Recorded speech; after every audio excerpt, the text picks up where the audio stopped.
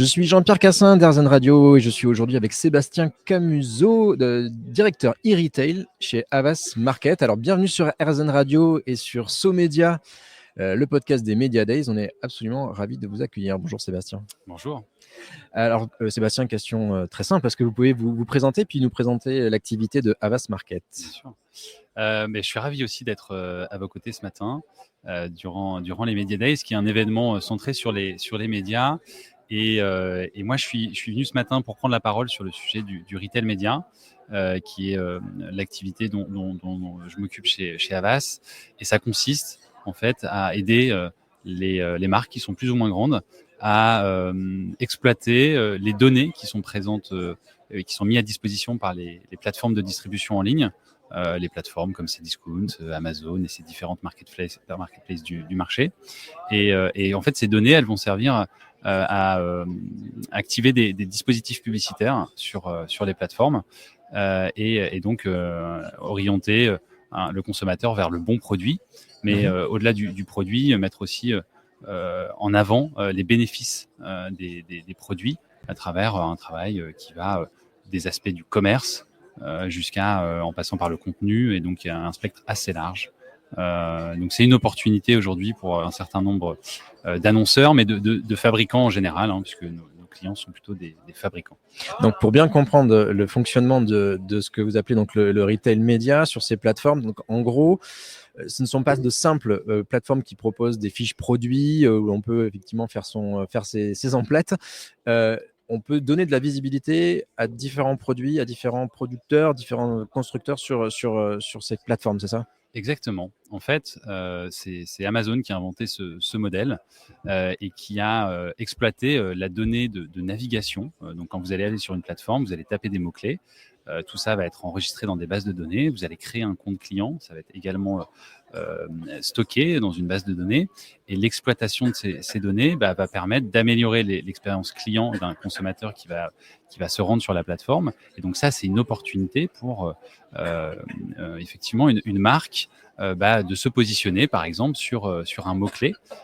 Si vous allez sur Cdiscount aujourd'hui, qui était notre invité ce matin, qui est le local de l'étape, le e-commerçant que tout le monde connaît à Bordeaux et au-delà en France de manière générale. Eh bien, quand vous allez taper là sur cette fin d'année le mot-clé bougie, c'est un produit qui est extrêmement en vogue en ce moment, eh bien, vous allez en tant que PME, si vous êtes une PME que vous fabriquez des bougies, vous pouvez très bien vous positionner sur ce mot-clé et donc apparaître en haut des résultats de recherche de la même façon qu'un industriel de la bougerie pourrait le faire. Donc c'est là le point qui est intéressant sur ce nouveau mouvement du retail média, parce que ça permet de libérer un peu les capacités que vont avoir tous les acteurs économiques, tous ceux qui ont un produit à proposer sur ces plateformes, et bien de le rendre beaucoup plus visible. C'est ça, c'est ce que vous nous expliquez là, c'est que un producteur local qui aurait un produit artisanal qu'il a envie de développer peut-être à une échelle plus large, distribuer de manière plus large, peut donc profiter de ces plateformes pour le faire.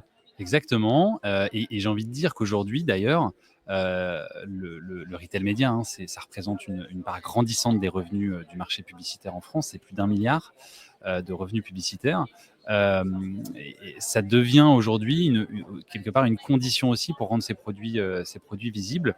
Mais la chance que peuvent avoir ces acteurs et ces fabricants, c'est finalement d'avoir accès avec des interfaces qui permettent en toute autonomie de pouvoir créer ces campagnes publicitaires, de se positionner comme une marque nationale qui jadis avait de gros moyens et qui pouvait travailler avec les régies publicitaires de ces groupes de distribution. Et bien là, aujourd'hui, c'est en train de se démocratiser quelque part, et donc de permettre à tous ceux qui ont un produit à vendre en tant que marchand, ce format qui permet de vendre et de proposer son produit sur une marketplace. Donc c'est effectivement un bon levier publicitaire pour développer ces ventes. Oui, vous parlez de campagne publicitaire, vous avez parlé de mots-clés, un peu comme on pourrait retrouver sur un moteur de recherche classique type Google par exemple. Donc vous, c'est ça votre rôle, vous aidez les marques, les fabricants à gagner en visibilité sur ces plateformes. Exactement. On aide mes clients sont effectivement des fabricants qui ont un produit à vendre et charge à moi de trouver la bonne plateforme de distribution, ou en tout cas de les aiguiller par rapport à la distribution qu'ils ont déjà mis en place. Aujourd'hui, vous vendez à la fois en ligne, mais vous vendez aussi en magasin. Eh bien, mes clients viennent me voir en me disant finalement sur quelle plateforme je devrais continuer à développer mes ventes. Et donc mes équipes de consultants, qui sont des consultants retail et médias, donc qui ont la capacité de comprendre les enjeux du commerce et les enjeux du marketing et des médias, vont venir proposer des plans d'activation, de croissance pour optimiser et générer de la valeur pour ses clients à travers un travail sur le média, mais pas uniquement, aussi sur on en parlait là juste à l'instant des fiches produits, travailler le contenu, la présentation des produits, parce qu'aujourd'hui c'est ça qui permet aussi de faire la différence lorsqu'on est une PME par exemple. Quels sont les bénéfices produits qui vont permettre d'orienter le client vers un choix ou vers un autre. Alors justement, est-ce qu'il y a des critères de ce qu'on peut mettre effectivement sur sa fiche produit qui pourrait justement valoriser un producteur qui va avoir une démarche, je sais pas, vertueuse, qui va faire du biologique, etc. Est-ce que ce sont des critères, par exemple, qui vont permettre de gagner en visibilité? Alors, c'est des critères en tout cas qui sont plébiscités par un certain nombre de distributeurs pour une raison simple, c'est qu'elles tendent tous vers cette logique de mieux consommer les de bons produits quelque part. Donc, il y a des efforts qui sont faits sur la notion de packaging et sur la partie logistique. Donc, il y a un certain nombre de distributeurs qui encouragent à rejoindre des programmes qui sont conçus par les distributeurs pour améliorer la façon dont les produits sont emballés, réduire au maximum l'usage du plastique, favoriser le carton, recycler par exemple.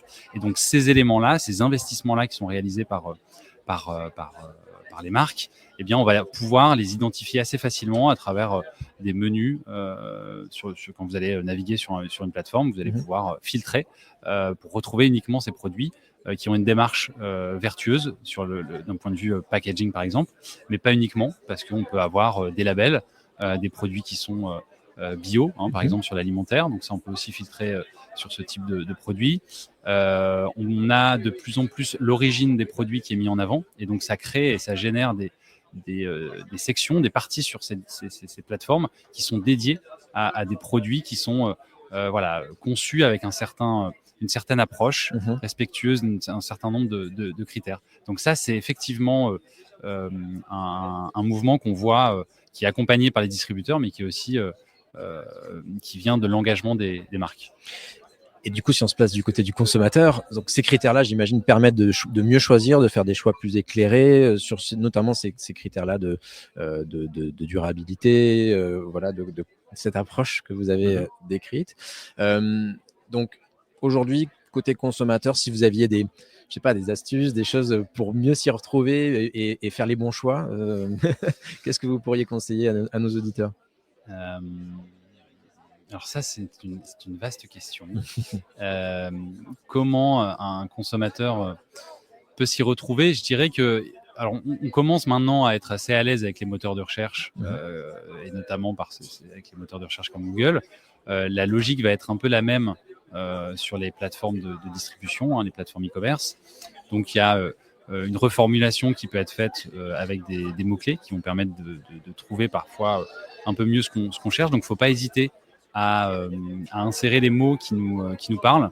On parlait tout à l'heure de bio, on parlait de production made in France par exemple. Ça, c'est des choses qu'on va pouvoir rechercher sur les plateformes, et les moteurs sont de plus en plus intelligents. Donc, ils ont la capacité vraiment de comprendre. On voit aujourd'hui, notamment avec l'intelligence artificielle, qu'on est dans des conversations, et de plus en plus de plateformes tendent vers cette approche. Et donc, on voit un certain nombre de moteurs conversationnels apparaître sur les plateformes. Et donc, on est dans un échange avec des questions, des réponses qui nous amènent avec à la fois la prise en compte des avis clients. On a cette chance aujourd'hui. Alors, l'intelligence artificielle a un impact, mais néanmoins, c'est aussi une façon de pouvoir mieux comprendre et mieux trier les informations qu'on va retrouver sur ces plateformes. Donc, je dirais qu'il faut aussi faire en sorte d'exploiter ces nouveaux outils qui sont à disposition et rentrer en conversation avec les plateformes à travers les bonnes questions et généralement, si la plateforme est plutôt bien conçue, on a les bonnes réponses et les bons produits. Vous avez parlé de visibilité, vous avez évoqué en dehors de ce micro le fait que la façon d'acheter aujourd'hui pour un consommateur a vraiment changé. Avant, on avait des horaires, on se rendait en magasin. Maintenant, on peut acheter quand on veut, depuis son lit ou dans la rue, dans le métro. Ça change quoi pour un fabricant aujourd'hui? C'est quoi les enjeux dans ce monde-là nouveau? Alors, les enjeux, ils sont extrêmement importants et ils se multiplient parce que effectivement, on est passé d'une façon de consommer où avant, on se rendait en magasin, il y avait des horaires d'ouverture, des horaires de fermeture. C'était un acte assez précis d'aller acheter un produit. Et aujourd'hui, on est tous connectés en permanence à travers les réseaux sociaux, à travers ces moteurs de recherche, à travers les moteurs de recherche marchands comme ces plateformes de distribution, les Zalando, Amazon, Cdiscount, Fnac Darty, etc., qui sont aussi des moteurs qui nous apportent de l'information. Et au-delà de ça, il y a aussi les autres canaux, il y a la télévision, il y a l'affichage, il y a la radio, et donc ça crée de plus en plus de points de contact entre la marque et ses distributeurs notamment. Et donc, il y a un enjeu de vraiment d'avoir une approche unifiée qui permet de présenter sa marque sur le bon canal avec une démarche qui est la même ou en tout cas adaptée à chaque canal de communication. Donc ça, c'est un enjeu assez fort. Et quand on parle du retail média, ça redistribue un peu les cartes puisque le rôle d'un distributeur, c'est de vendre un produit. Donc c'est plutôt une démarche commerciale. Et on vient y ajouter aujourd'hui une démarche média. Donc ça crée un certain nombre d'impact en termes d'organisation chez les annonceurs, chez les marques, puisque auparavant, les budgets médias, d'activation média étaient dans les équipes médias et aujourd'hui, les équipes commerce sont autour de la table aussi pour réfléchir à la meilleure façon de travailler avec ces distributeurs. Donc ça, c'est un enjeu important pour les marques et donc c'est pour ça qu'en tant qu'agence, on les aide, on les accompagne à bien comprendre quels sont et dans quel ordre activer les bons leviers entre le commerce et le média. Ces plateformes sont devenues des vrais médias à part entière. Exactement. Les plateformes de commerce deviennent des médias et les médias deviennent des plateformes de commerce.